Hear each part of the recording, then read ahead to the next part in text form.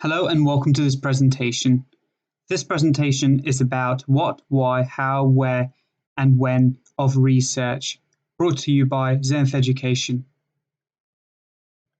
Before we crack on, let me tell you a bit about Zenith Education.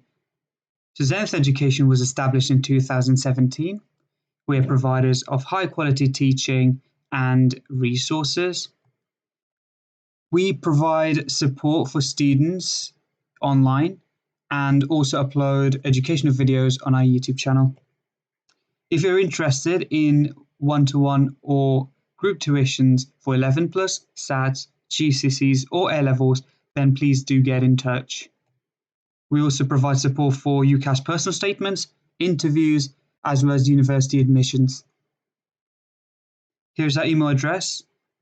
That's zenith-education2017@gmail.com. And our YouTube channel is Zenith Education UK. Okay, so what is research? According to Oxford Dictionary, research can be defined as the systematic investigation into the study of materials and sources in order to establish facts and reach new conclusions. Now that's a lot of words, but the two most important words in this definition that I would like to draw your attention to are systematic and new conclusions. That's more than two words, but you get the idea. So systematic is the use of a methodical approach, and that helps you to work out answers in a way that saves you a lot of time by being efficient. So these involve following a series of steps to go from your problem to your solution. And new conclusions refers to adding to the heaps of literature that is already present in your area of research. Now, the whole intention of this is so that whatever new that you add to this body of literature, somebody else can benefit from it. Here are some examples of research, and these involve Making the Perfect Cup of Tea by Dr. Andrew Stupley from Loughborough University. There's also ongoing research on cancer, especially about understanding the formation and spread of cancer cells within our body, as well as fluidization. Fluidization is a process where you get your solids to behave as liquid, and these have been applied in fluidized bed reactors where you can take your long carbon chains and break them into smaller molecules. So what's the point of MedClub and how are we conducting research? We are helping you carry out cutting-edge research and help you understand some of the complex literature. Now, some of the projects that we've put forward include bioluminescence imaging for the in vivo study of cancer, the impact of COVID-19 on the NHS, epigenetics and transgenerational trauma, the biology of cancer, as well as genetic engineering, and many more. And all the participants of MedClub have been signed up to one of many projects that are available. So what's the point of carrying out research? Now, research is all about learning something in depth. We're not talking about superficial understanding here, but we're talking about gaining a thorough understanding of a topic that you're interested in. This is to feed our inherent curiosity for knowing things, that we want to truly understand something. We want to become specialists in a particular field, and carrying out research helps towards that goal. We want to come up with solutions to real-life problems, especially with issues like global warming. We want to come up with new technologies to help us come up with solutions to real-life problems. With issues like global warming, we're constantly on the lookout for new technologies that help us generate electricity in a clean way.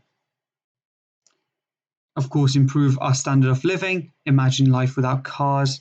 I know, shocking, right? And then also come up with ingenious invention that you can materialize and also set up your own company. So how do you carry out research? Most importantly, you need to read, and read some more.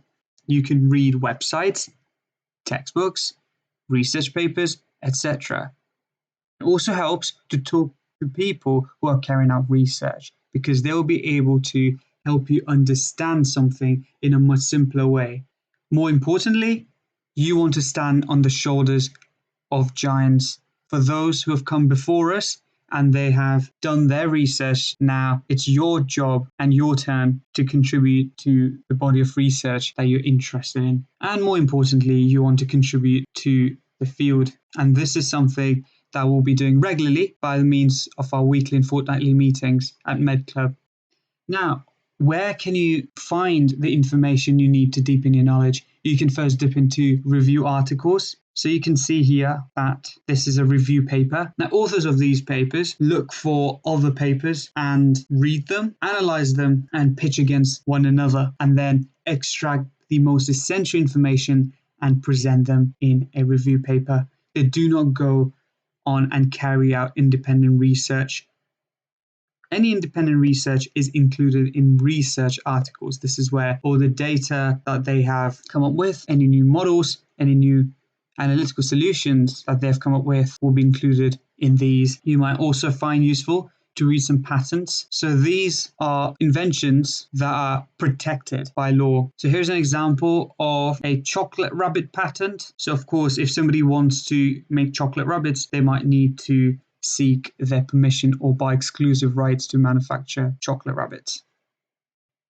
So where do you find the topics and resources to research? Now, Google is your go-to place to find any websites or articles or books that you might be interested in. If you're interested in finding research papers or review papers, then Google Scholar is the place to go to.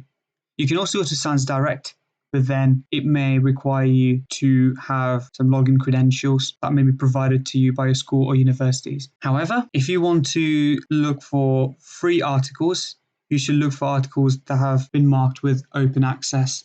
These are articles that you can freely access and you do not need any logins to access them. To look for patents, you can go on Google Patents, unsurprisingly. Now, you can look for websites. So there are many people out there who are interested in different things and they can write about them through blog posts, through web articles, etc. But it's really important to check the quality and also the credibility, because what you do not want to do is try and assume wrong information. So when is the right time to carry out research? Obviously, you can begin now, straight away. In fact, when you read about things, you're already researching. But remember, it's never too early or late to learn about anything. If you're curious about something and you would like to know more about something, now is the time to knuckle down and get on with it. It's important to be systematic and organized because it will help you save tons of time that you would otherwise waste. It's also useful to talk to people who are experts in that particular field because they will help you demystify some of the complex concepts that you will encounter as you carry on reading. And ask yourself questions, ask those around you questions, because what it does is that it feeds into your curiosity. It makes you want to find out more. Thank you very much for listening. Do reach out if you have any questions. Here's the email address, zenithteducation2017@gmail.com. Here's the website. That's zenithteducation.co.uk, and our YouTube channel is Zenith Education UK. Thank you. Have a good day. Bye-bye.